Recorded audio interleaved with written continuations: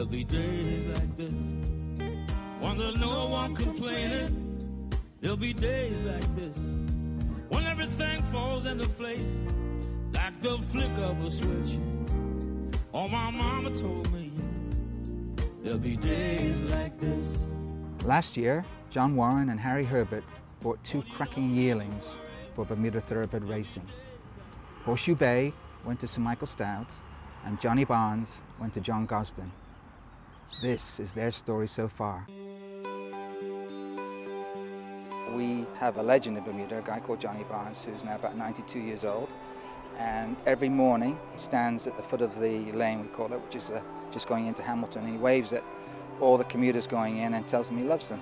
So we went to him and asked him whether he would mind, and he said he's had a dog called after him before, but never had a horse, so he was quite taken by that. Johnny, I just wanted to thank you for allowing us to use your wonderful name. The spirit of Johnny Barnes has gone with us everywhere we've been, on every race course in watching Johnny, and I just thought you'd appreciate a picture of him winning his very first race. Yeah, that's cool.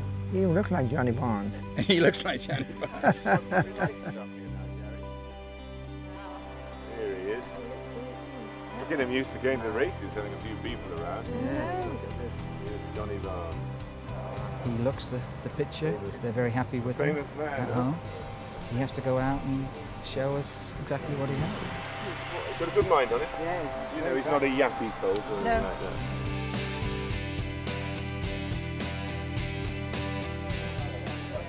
First time out, you know, this is just an extension for Johnny Barnes from what he was doing at home, a learning experience, so we'll just take it as it comes and hope for the very best. Hi, William. You're the first jock to wear those colours, right? Yeah, how are you?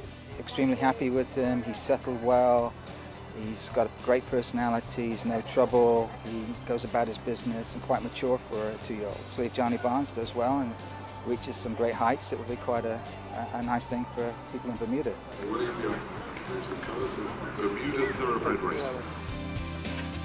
They're off. Here we go in the first race of the night. Nice. Pretty good level break. That's who's going to take them along this straight 7th furlong. Go on, Johnny. Is coming late. It is Johnny Barnes who has the lead. Johnny Barnes and William Buick. He Go had that on, Johnny. yesterday. He's Go bouncing on. back today. Johnny Barnes is coming through to win the first. Well done.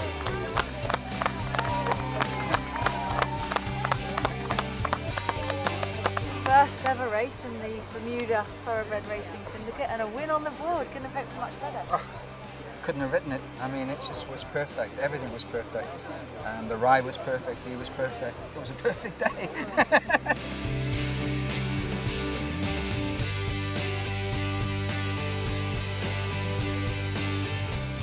We went to Goodwood in early September, full of optimism for Johnny's second race.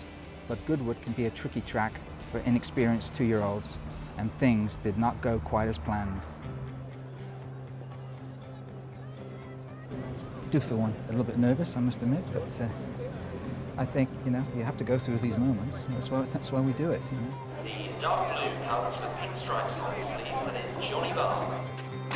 And they're off. This is the EBFStallions.com Peter Willett condition stakes. Along, Johnny Barnes trying to make progress for Buick on the outside, and good contact also under pressure. Make It Up has got them going further headway, and it is Make It Up. He's going to make just about all in the Peter Willett. Things don't change. He's only 2. It's the second race, so we just have to wait and see what happens next.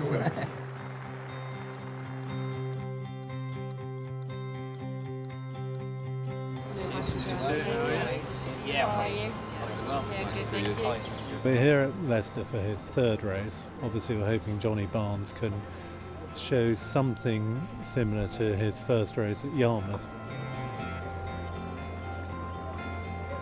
It's Johnny Barnes here today, a furlong left to run. Johnny Barnes has got the measure of them all here, and now coming right away to win it under William Buick.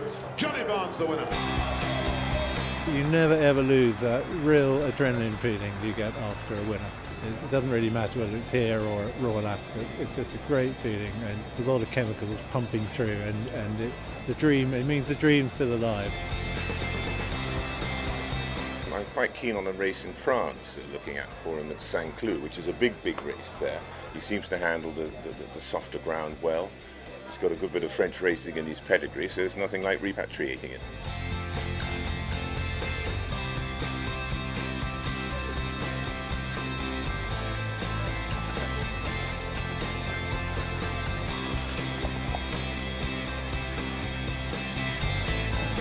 parti pour ce Critérium International 2014. En bleu et jaune, c'est le 8 Wagentail, avec également Ken Freeze. Un peu plus loin se trouve Sherlock, le 5 en compagnie du 2 Brown Sugar. Vert de Brest attaqué également par Johnny Barnes. C'est du Brown Sugar qui vient maintenant à l'intérieur. Avec Brown Sugar, Vert de Brest de plus en plus fort. Vert de Brest qui a fait la moitié. To come a good second in a race like that says it all about next year. I mean, fourth run, that's not bad, is it? I mean, Got to be very happy with that. yeah, next year. And going to the winter now with a real live one. As it turned out, 30 minutes after Johnny Barnes ran such a great race to end his season in a Group 1 at St Cloud, the wonders of mobile technology allowed us to watch Horseshoe Bay's first run at Lingfield. He's a big scopy horse, tall on the leg and still unfurnished. He's a very good mover, fine athlete. Ryan sat on him for the first time yesterday morning, 18 October. And I say he's 2 to 3 weeks off a race, so we will run him on one of the artificials and just give him one start. But so far so good, and we think he's a really promising horse for the future. And they're off. They've raced away for the 32 red on the App Store, Irish EBF Maiden Stakes. Hills and Dales is looking to challenge as Rattling Jewelers kick from the front. He behaved really, really well. He was good in the gate, jumped fine, and then from that draw, it was always our plan and intention to just take our time and get him in and get him amongst horses, and he did that, and he travelled, and was really encouraged by the way he finished off his race. It's tight third, involving Horseshoe Bay and Wind in My Sails. This year, John and Harry have bought 2 more exceptional yearlings for the newly formed Pink Sands account. The Cape Blanco colt has been named Sir George Summers. He'll go to Sir Michael Stout, and the son of Kalaki, Castle Harbour, goes to John Gosden. With both Johnny Barnes and Horseshoe Bay 3-year-old careers to look forward to, 2015 promises to be quite a ride. There'll be days like this. Oh, my mama told me, she said, there'll be days like